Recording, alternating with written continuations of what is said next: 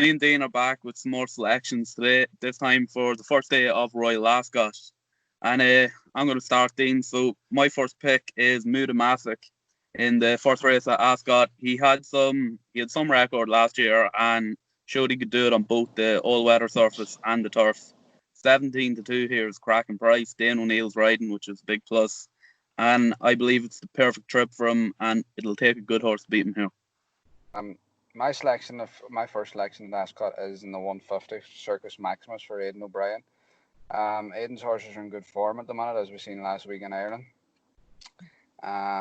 He's got a good draw in stall 4. The horse likes to race prominent, so I'd imagine he'll be up there with a pace from the off. Depending on what kind of early speed is on in the race, he should, if Ryan Moore chooses to make the pace, he probably will. If not, he should have a good toe under it. And the last couple of run-ins of this race have raced up the centre of the track, so I would say that it'll probably race something similar.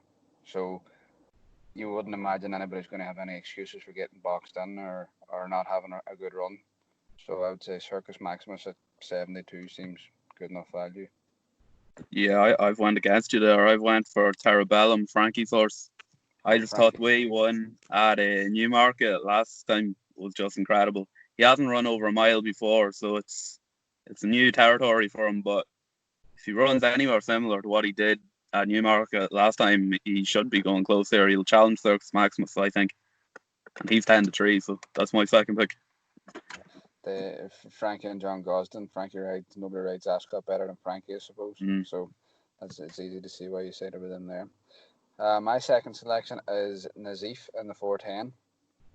Although he only raced 13 days ago in a listed race at Kempton, I think with the benefit of the run, it might just suit him.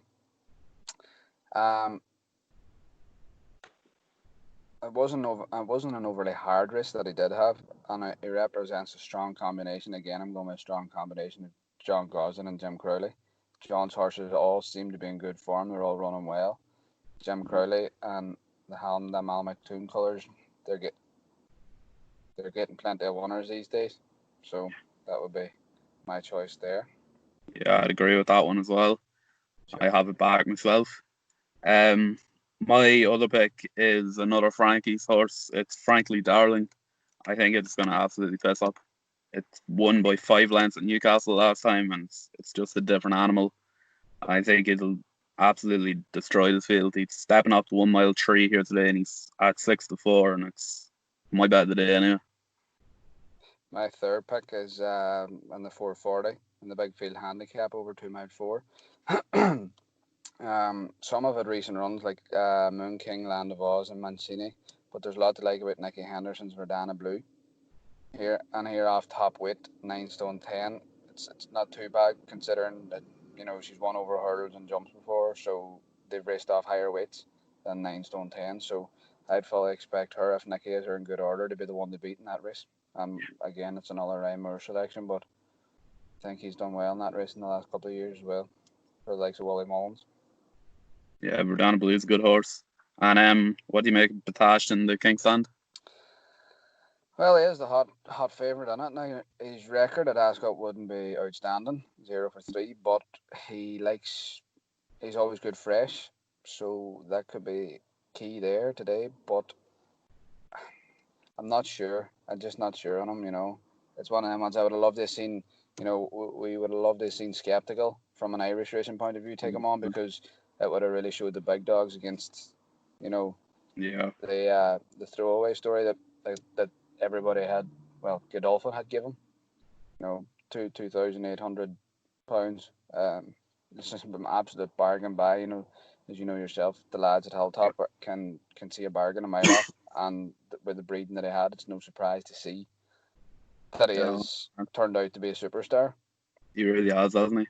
Yeah, And I'd say he will definitely. definitely win that Diamond Jubilee. Oh, for a fact. And I think Liberty Beach might be one to put it up to Potash. I know she raced last week over 6 furlongs in an enlisted race, but she's on there at 61, supported from 9s, and it might be a few each way pound on it. But at the end of the day, she's had a race fitness. She's had a race, so she's race fit. and she might be the one there that will put it up to him. Yeah, I've went for an each way one here as well. Shades Blue. Heard a good word about him there. Yes, the 33-1. I think Liam Kennery, I think, is riding him.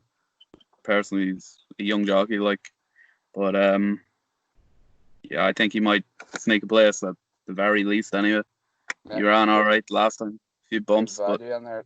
Good yeah, value in there, 33-1 as well for anybody. So, it sometimes pays to look at the bigger picture. Whenever there is a hot odds-on favourite, because sometimes everything's not going to fall into place, and it's not going to be the dream story. Potage doesn't like Ascot at all. He's never won Ascot before.